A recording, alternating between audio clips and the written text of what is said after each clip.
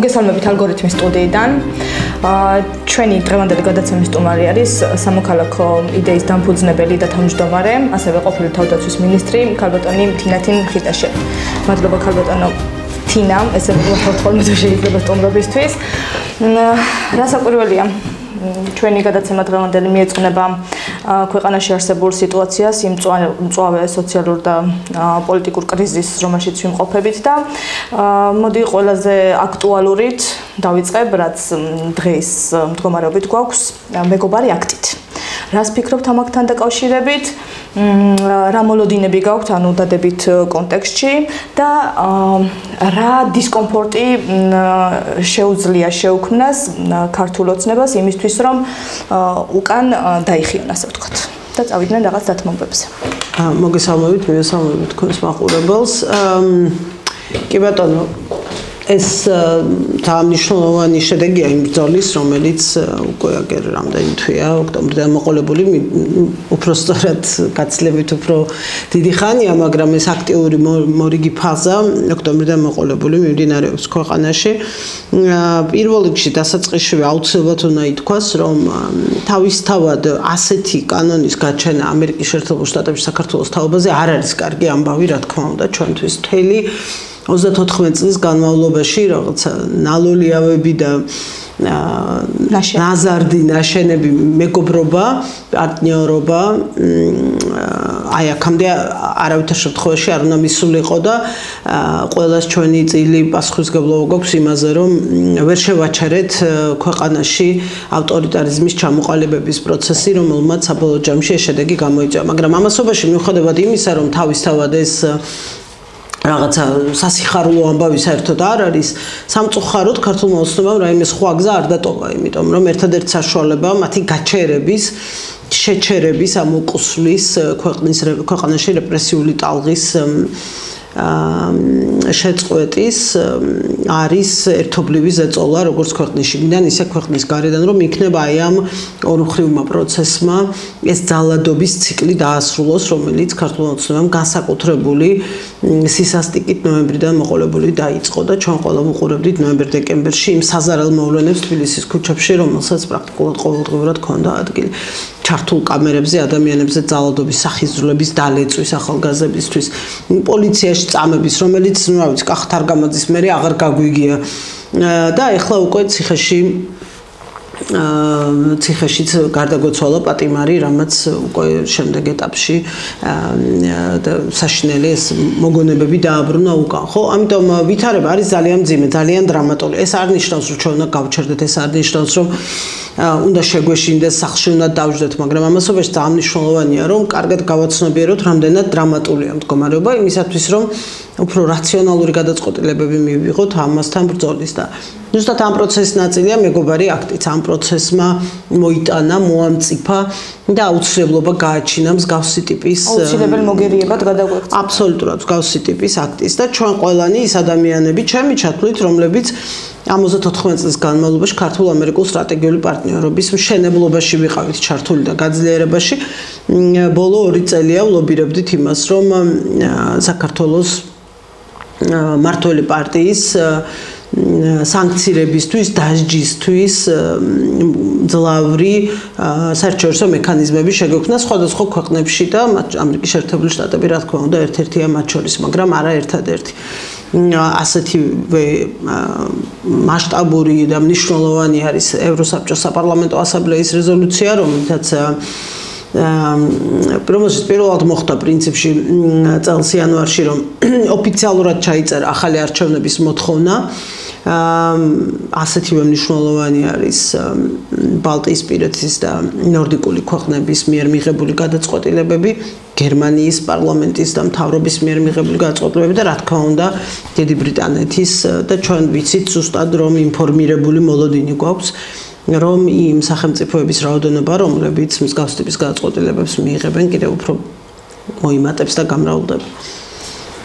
საზოგადოებას რომ დავანახოთ ეს მხარე ნახეთ ქართული ოცნება რა თქმა უნდა ცდილობს რომ ადაპტირდეს იმ გარემოში რომელშიც უწევს ყოფნა და ზუსტად აი ამ გარემომ მისცათ საშუალება მოესხათ ეგრეთ წოდებული ეროვნული პატრიოტული მანტია და ასე ვთქვათ გმირის როლი შეეთავსებინათ რომ საქართველოს სუვერენიტეტის დაცვისა და ასე შემდეგ გამო-თანახმანი არიან დასანქცირდნენ და ჩვენ ნახეთ არაერთი დე-ფაქტო ხელისუფლების მთავრობის წარმომადგენელი, რომლებიც აცხადებენ, რომ მე ამას სიამაყით ვატარებ, თუ კი ეს არის ის რისი დათმობის სანაცვლოდაც საქართველოს სუვერენიტეტი უნდა დავიცვათ.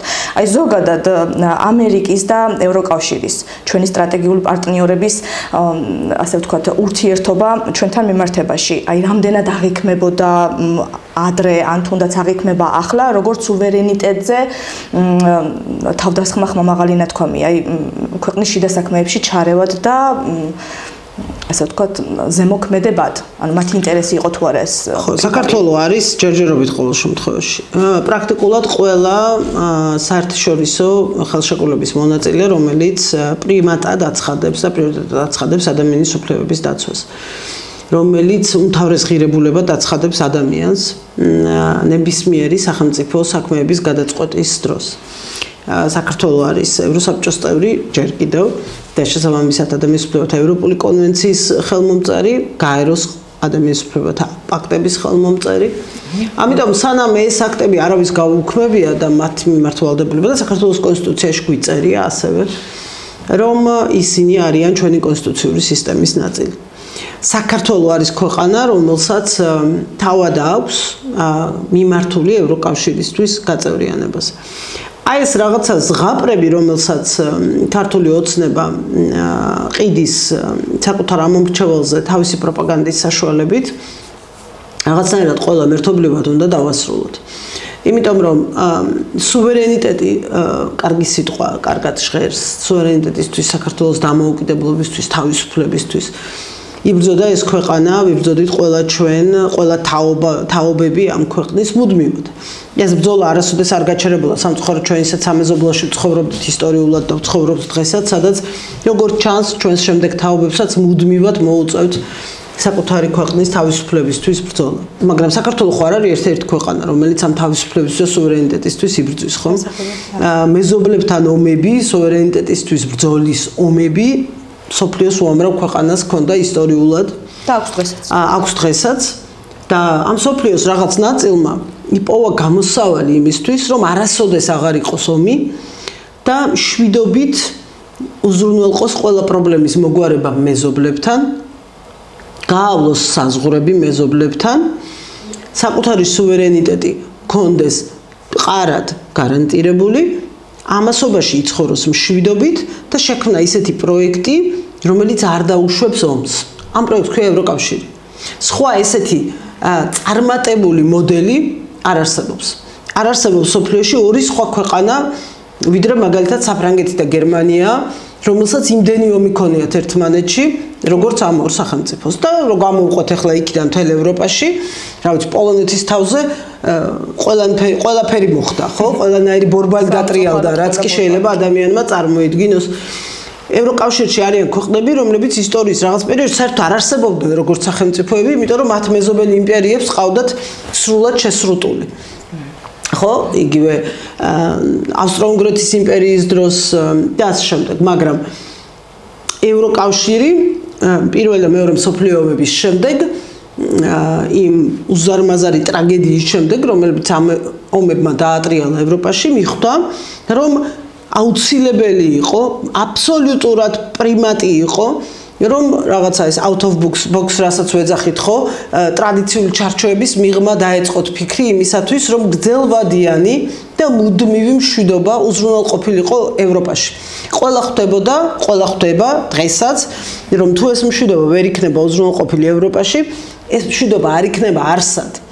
იმიტომ რომ ერთადერთი ინსტრუმენტი თელ დანარჩენ სამყაროში მშვიდობის დაცვისთვის არის ზუსტად გარანტირებული მშვიდობიანი, დემოკრატიული, განვითარებული სამყაროს ერთი ნაწილის არსებობა მაინც, რომელსაც იმისი უნარი ექნება, რომ აი იმ საკუთარი გარანტირებული მშვიდობის და კეთილდღეობის შემდეგ დანარჩენ სამყაროსაც გაუწოდოს ხელი. მოდელი იყოს და არა მხოლოდ უბრალოდ რაღაცა წიგნში წაკითხული და ჰოლივუდის ფილმში ნანახი, არამედ გაუწოდოს ხელი ასეთივე მშვიდობის დამყარების და ასეთივე კეთილდღეობის მიღწევისთვის.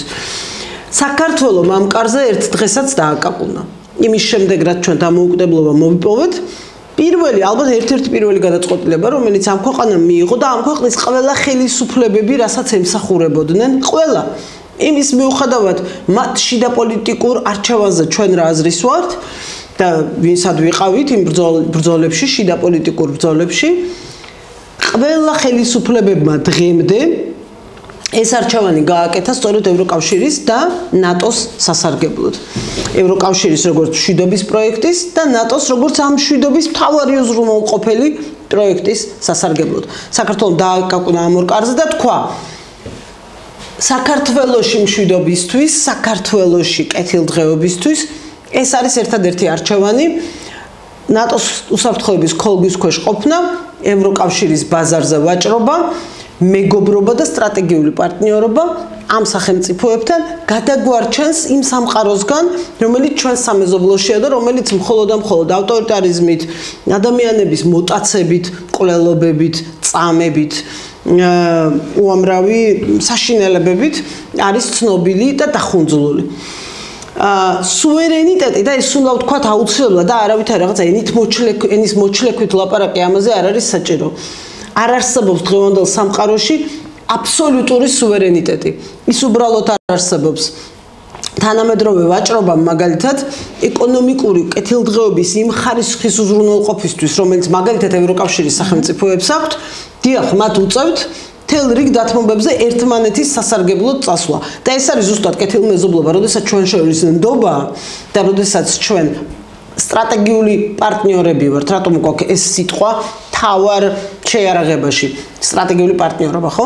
როდესაც ჩვენ სტრატეგიული პარტნიორები ვართ და ერთმანეთის მიმართ მაღალი ხარისხის ნდობა არსებობს, იქ აღარავინ მაგალითად ევროკავშირის სახელმწიფოების უდიდესმა უმრავლესობამ სუვერენიტეტის წიგნებში რო წავიკითხოთ ძველ წიგნებში, რა განსაზღვრავდა სუვერენიტეტს, ხო? რამდენიმე საზღვრები ქონდა, საზღვრები, დროშა, ვალუტა. ევროკავშირში ამ სამიდან ორი აღარ არსებობს. შიდა საზღვრები რა თქმა უნდა სახელმწიფოებს აქვთ, მაგრამ ღია, ხო? საქართველოს მოსახლეობის აბსოლუტურ უმრავლესობა ალბათ ერთხელ მაინც არის ნამყოფი ევროკავშირის შიგნით. და კარგად იცის, რომ იტალიიდან ესპანეთში რო გადადის, ან ესპანეთიდან პორტუგალიაში რო გადადის, არანაირ სასაზღვრო რეჟიმს ის აღარ გადის. მიუხედავად რომ ჩაფრინდება გერმანიაში და ერთხელ გაივლის საზღვარს, ნერ მთელი ევროპა მისთვის ღია. საზღვრები და ევრო. საერთოდ უმრავლესმა ქვეყნებმა ყველას არ აქვს ჯერჯერობით, მაგრამ უმრავლეს ქვეყნებში ასევე არის საერთო ვალუტა. და ეს არის და ჩვენ შეგვიძლია ახლა ვთქვათ, ვამტკიცოთ, რომ საფრანგეთს აღარ აქვს სუვერენიტეტი. იმიტომ რომ ევროა საფრანგეთში და გერმანიასთან საზღვარი ღია აქვს. და თურმე საფრანგეთმა დაკარგა სუვერენიტეტი. საფრანგეთმა კი არ დაკარგა სუვერენიტეტი. თავისუფლების უზრუნველყოფისთვის, მშვიდობის უზრუნველყოფისთვის, ეკონომიკური კეთილდღეობისთვის, საკუთარი მოქალაქეების სოციალური დაცვისთვის არჩევანი გააკეთა, რომ გერმანია იყოს მისი მეგობარი სახელმწიფო. და არა მტერი, რომელთანაც ექნება ომი, ამ ომში ხალხი დაიხოცება, ომი ქალაქებს დაანგრევს და არაფერი არ ექნებათ მის მოქალაქეებს საამაყო იმ ქვეყნის მოქალაქეობაზე გაიქცევიან ქვეყნიდან ემიგრანტებად. ამას ხომ არ გვახსენებს? ეს ხო არ არის საქართველოს რეალობა. აი ეს არის, რასაც ელაპარაკება ქართული ოცნება საკუთარ ამომრჩეველს. ამ სისულელის გაყიდვას ცდილობს, რომ რაღაცა მე-17 საუკუნის სუვერენიტეტის განმარტებებით ლაპარაკობს დღეს ქართული ოცნება. და ეს უბრალოდ ძალიან სამართლიანოა. კითხვიდან პასუხი ეგ არის, რომ სუვერენიტეტზე თავდასხმა კი არ არის, პირიქით საქართველოს სუვერენიტეტის გამყარებისთვის იბრძოლეთ თქვენც და ვიბრძვით ყველა ევროინტეგრაციის სახელმწიფოს შენარჩუნებისთვის ვიბრძვით. მარტო სუვერენიტეტი ერთი ნაწილია ამ სისტემის. ჩვენს ქართული სახელმწიფოს გადარჩენისთვის ვიბრძვით. კულტურის, რელიგიის ყველა ასპექტის მათ შორის. კი, და ქართული სახელმწიფო ხელში გვადნება დღეს იმ რეალობაში, რომელშიც გვამყოფებს ქართული ოცნება. რა სუვერენიტეტზე ლაპარაკობთ? სუვერენიტეტზე კი არა, მინიმალურ ნიშნებს ვკარგავთ სახელმწიფოებრიობის ყოველდღიურად. საქართველოში გაჩნდა ადგილები, სადაც თქვენ ქართველი რო ჩახვალთ მაგალითად ბათუმში, სასტუმროში ადამიანები დაგვხვდებიან, რომლებიც სახელმწიფო ენაზე არ ლაპარაკობენ და თქვენგან ითხოვენ რუსულ ენაზე კომუნიკაციას. კი, ბორჯომის პარკში რომ შეხვალთ, ბავშვებს რომ წაიყვანთ. ხო, ბორჯომში მე არ მინახავს, მაგრამ აი ბათუმში შემიძლია მისამართებად ჩამოგითვალოთ რესტორნები, კაფეები, სასტუმროები, სადაც სახელმწიფო ენაზე აღარ გელაპარაკებია. სამწუხარო მოცემულობა. და ეს არის მოცემულობა, რომელიც შექმნა საქართველოს, რა თქმა უნდა, საქართველოს ხელისუფლებამ. ეს არის ერთი ასპექტი, ბუნებრივია, უამრავი მაგალითი შეგვიძლია მოვიყვანოთ. პროცესები ევროინტეგრაციის შეფერხებისთვის და ასე შემდეგ უფრო ადრე დაიწყო, როდესაც ეს რუსული კანონი გამოიტანეს და მას შემდეგ ვართ აქტიურ ბრძოლაში, რა თქმა უნდა, მაგრამ გასული წლის არჩევნებზეც კი, ანუ ევროკავშირი და ევროინტეგრაცია ქართულ ოცნებას დღის წესრიგიდან არ ამოუღია. ჩვენ ახლა გორში რომ გავიაროთ ქართული ოცნების ოფისთან, ისევ ნახავთ, ასე ვთქვათ, სარეკლამო ბანერებს. შეჯვარებული დროშას. კი, შეჯვარებულ დროშას, ღირსებით, მშვიდობით და კეთილდღეობით მიდიან ევროპისკენ.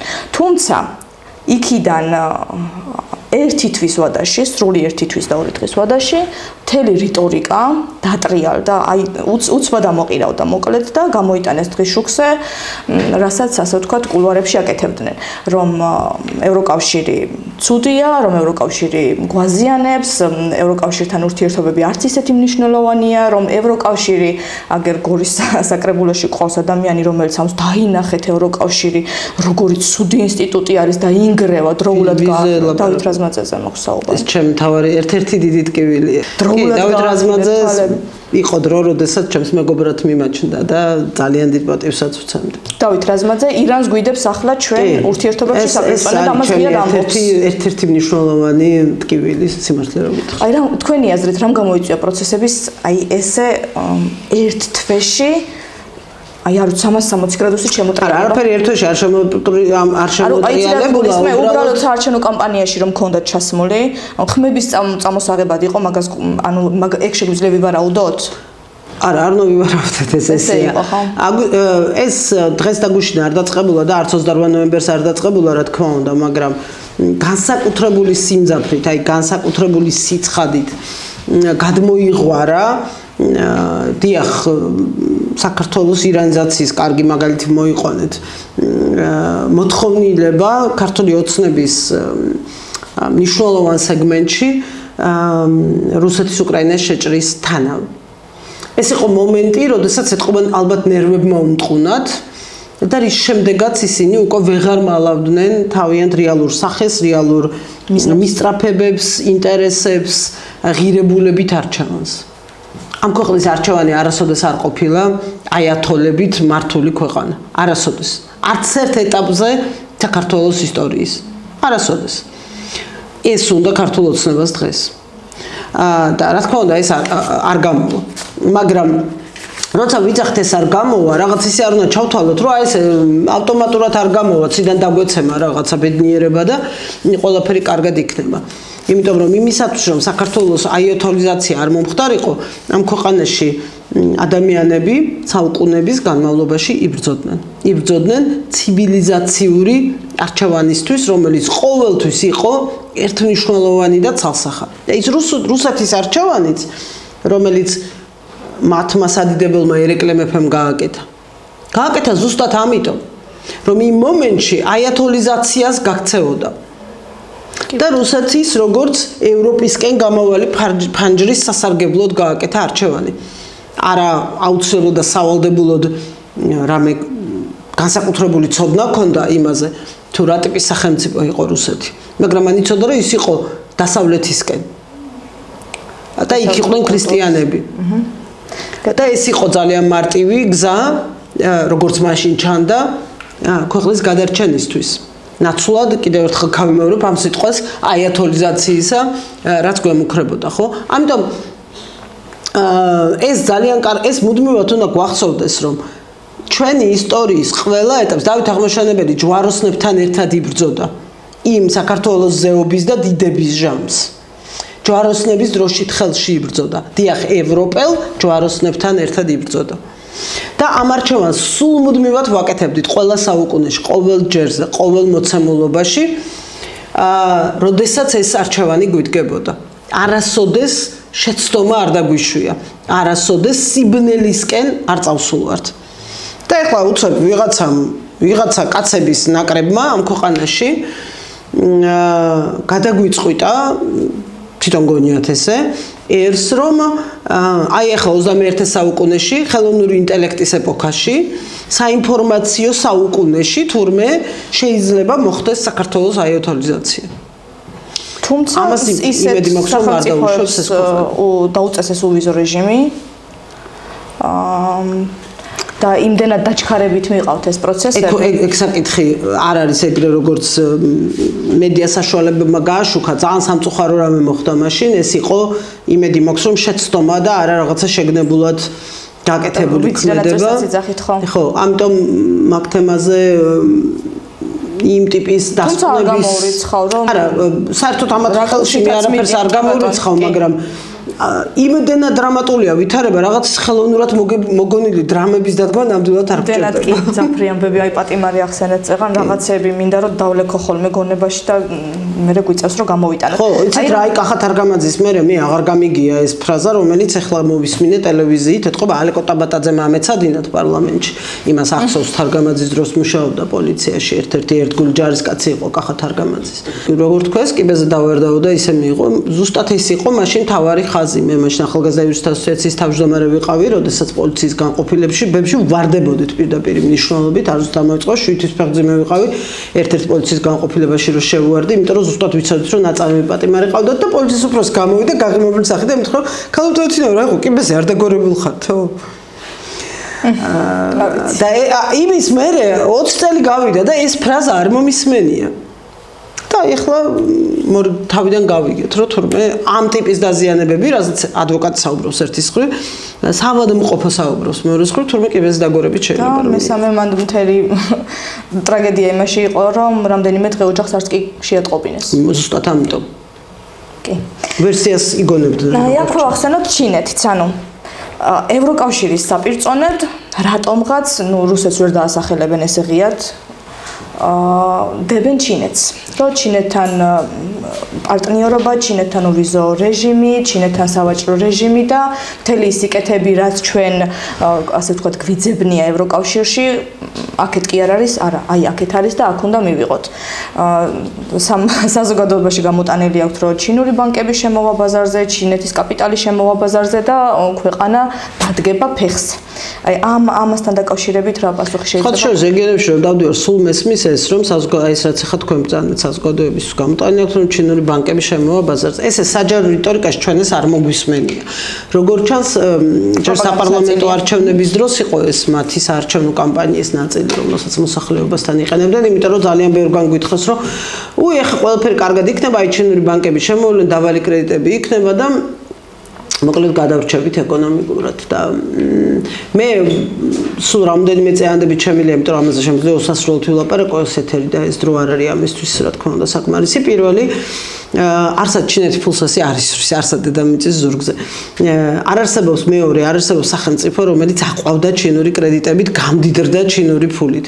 ან მის ხარჯზე, ან მათ მიერ გაწეული საინვესტიციო პროექტების გამო. ეს სახელმწიფო უბრალოდ არ არსებობს ბუნებაში. მესამე, სამაგეროდ არსებობენ უამრავი სახელმწიფოები აფრიკაში, აზიაში, ლათინურ ამერიკაში, აგერ აღმოსავლეთ ევროპაში, ბალკანეთში, რომლებიც ჩინური ვალების მახის ქვეშ აღმოჩნდნენ და სუვერენული უფლებების, აი ხო უყვართ სიტყვა სუვერენიტეტი. სახელმწიფო სუვერენული უფლებების დათმობა მოუწიათ ჩინური ბანკების და ჩინური ვალების გამო. მაგალითს გეტყვით, საქართველოში ყველა მიცის სახელმწიფო ტაჯიკეთი, რომელიც საბჭოთა კავშირის ნაწილი იყო, საბჭოთა ჩინური ურთიერთობებიც იციან, ქართველების ერთმა ნაწილმა მაინც ყოველ შემთხვევაში ალბათ ახსოვთ და ემახსოვრებათ ეს მუდმივი რაღაცა მეგობრობა წინააღმდეგობა და იმ პერიოდიდან მოყოლებული ტაჯიკეთი იყო ერთ-ერთი უმნიშვნელოვანესი ქვეყანა, იმიტომ რომ პამირის მთებში სიმაღლეები მუდმივად იყო საბჭოთა კავშირსა და ჩინეთს შორის დავის საგანი, თუ ეს ტერიტორიები სიამბლეში ვის ეკუთვნოდა, იმიტომ რომ სამხედრო თვალსაზრისით არის ძალიან მნიშვნელოვანი სიმაღლეები. საბჭოთა კავშირმა ბოლომდე მოახერხა და შეინარჩუნა ეს ტერიტორიები. დამოუკიდებელმა ტაჯიკეთმა ის ვერ შეინარჩუნა და სულ რამოდენიმე წლის წინ ჩინური ვალების სასარგებლოდ მოუწია აი ამ სტრატეგიული სიმაღლების დათმობა ჩინეთის სახალხო რესპუბლიკისთვის, რომ ცირედად მაინც და არასრულად ცირადად მაინც შემცირებინა ის ვალების წნეხი, რომლის ქვეშაც ის იმყოფებოდა. ტაჯიკეთი რა თქმა უნდა არ არის ერთადერთი ქვეყანა, რომელიც ამ პრობლემის წინაშე აღმოჩნდა, მაგრამ ქართველებისთვის ყოფილი მოძმე რესპუბლიკა ალბათ ყველაზე უფრო თვალნათელი მაგალითი იქნება ამ თვალსაზრისით. ამიტომ და ბოლო წეანდებას ვიტყვი, კომპანია, რომელიც ამ წუთას შერჩეული ყავთ, ჯერის გამარჯვებულად არ გამოუცხადებიათ და ხელშეკრულება არ არსებობს, მაგრამ შერჩეული ყავთ ანაკლეისთვის, არის ზუსტად ერთ-ერთი ასეთი კომპანია, არა უბრალოდ ჩინური კომპანია, არამედ ერთ-ერთია იმ სულ რამოდენიმე კომპანიათა შორის, რომელიც ზუსტად ამ ტიპის ქვეყნებისთვის სუვერენული უფლებების წართმევით არის ცნობილი და შრი-ლანკა არის ამისი ერთ-ერთი საუკეთესო მაგალითი, ზუსტად პორტის პროექტში ჩინეთის ზღვაში ერთ-ერთი სტრატეგიულად ყველაზე უფრო მნიშვნელოვანი სავაჭრო თვალსაზრისით ყველაზე უფრო მნიშვნელოვანი პორტი შრი-ლანკის, რომელიც ააშენა ამ კომპანიამ, შემდეგ ვალში წაიღო. და შრი-ლანკა, რომელიც რეალურად სწორედ ამ პორტის გამო სტრატეგიულად მნიშვნელოვანი ქვეყანა უნდა გამხდარიყო, უზარმაზარი შემოსავლები უნდა მიეღო, საკუთარი სახელმწიფოს სიმდიდრის რაღაც ნაწილი ამ პორტზე ქონდა დადებული, ფსონი ამ პორტზე იყო დადებული და ამით ვარაუდობდა, დღეს ეს ჩინეთის ნაწილია. და ამას ვიპირებენ ჩვენც. სუვერენიტეტზე ვტრიალებთ მოკლედ და მოდი უსაფრთხოებასაც შევეხოთ, უსაფრთხოების კუთხით. და როგორც ყოფილი თავდაცვის მინისტრს, აი ჯერ ამ ნაწილში კითხავთ, ეს კომისიაზე მინდა მოკლედ კითხოთ, სადაც ასე ვთქვათ, ერთგვარი დასკვნის სახით დაგვიდეს, რომ აწუხელიძე არის ასე ვთქვათ, პიარისთვის გაწირული და ადამიანი დაგუცალეს მაქვს სერიოზული შიში, რომ დასკვნა გაცილებით უფრო მძიმე იქნება, ვიდრე ხეთ წარმოგვიდგენთ. კი. ან გმირისგან დაცალეს ადამიანი და მისი კადრები ვისაც აქვს და მე უფრო მეც გეტყვით ადამიანისგან დაცალეს. ადამიანისგან. არა მხოლოდ გმირისგან. ადამიანისგან დაცალეს აწუხელიძე.